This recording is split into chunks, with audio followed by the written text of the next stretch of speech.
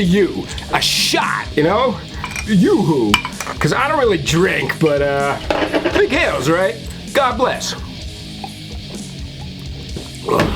One more thing. You know that whole thing about like, oh, you're not supposed to wear a band shirt at their show? Screw that, dude, because I am the opposite, all right? If it's a band I love, I'm wearing their shirt to the show. I don't care. But you know where I try not to do that? Here on YouTube. Like if I'm reviewing a band's music or something, I don't like sporting them for whatever reason, but by the time I realized what was going on right now, it was too late. So, Exodus with Rick Hunolt in this band, but you know, it wasn't intentional, and he's not even on this album, so whatever. But okay, no doubt you probably heard about this new band, supergroup, Nefarious San Francisco. I'm calling them that because there's other bands with that name.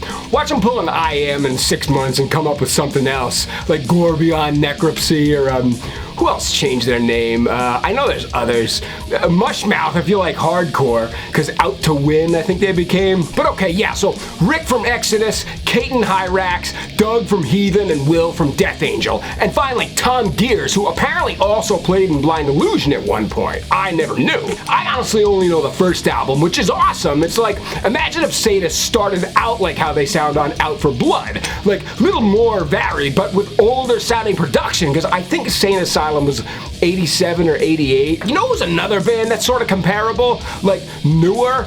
Great Electric Quest, they're kind of all over, but it's all only heavy metal, nothing else. Like imagine if Judas Priest started getting thrashier, not on Painkiller, but Sad Wings. I don't know, they're pretty awesome. But okay, to give an idea what the song One Nation Enslaved, the only song we have from Nefarious, sounds like, let's keep it interesting and honest. First I'll tell you what it's lacking, starting with image. Yeah, this is what the video for One Nation Enslaved is devoid of. The presence of sort of any gritty filtering to intentionally make it look dirty. Any noticeable noise in its picture. 24 frames per second, it's clearly more. Any sort of displayable lyrics or AI effects. And now onto its production and sound. Clean production. Any chance of winning the loudness war. Perfectly timed drums. A familiar, recognizable song formula. Any even small attempt whatsoever to possibly be embraced by a more commercially listening crowd. And that, headbangers, is why this project is a goddamn breath of fresh friggin' air, man. A relief for the highest order. It's a total middle finger to overproduction because it's raw in the perfect kind of way. I can only imagine Addicted to Power is going to be the product of all the veteran headbangers in the band having said, let's just play what we know and not dick around trying to get a spot on Rocklahoma or Louder Than Life or something. No obvious vocal auto-tune, no steroid compression on the guitars, or drums that sound like a friggin' sewing machine, just 9-inning American thrash. That's it. I reached out to John Freeman, who's doing the press for Nefarious, and asked if I could maybe hear an advance of the whole album, and not surprisingly he said, not yet. So I tried, but totally understandable.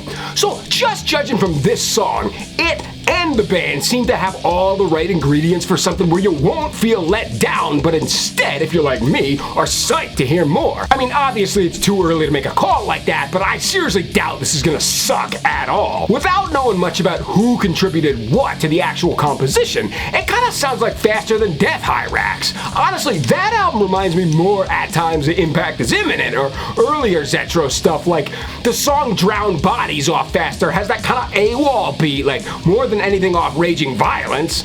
I don't know, maybe I'm just splitting hairs. Speaking of Exodus though, there doesn't seem to be a ton of that on this song. Maybe some of the other ones will prove differently, but you could probably argue there's traces of albums like Breaking the Silence, Heathen, or Ultraviolence, Death Angel. Even that Relentless Retribution album more recently, at least the production. Yeah, you know what? There you go. That's what the mixing desk made it sound like. The perfect balance of the first Death Angel combined with at least Relentless Retribution, because that's the most recent stuff from them I've heard. Like, I'm late on the others that came out after. So yeah, dude, if you're somebody that grew up with this sound and were consequently turned off when throwback bands started popping up, Warbringer, stuff like that, which I don't think you necessarily needed to be, like, maybe I'm just saying that because I have no problem with rip-off bands, but ultimately, my prediction, just based on the first single, Could be wrong, we'll see. One Nation Enslaved off the upcoming Addicted to Power album that'll be out in July is damn strong at just under 7 minutes, and it's not like there's the spots where it gets boring because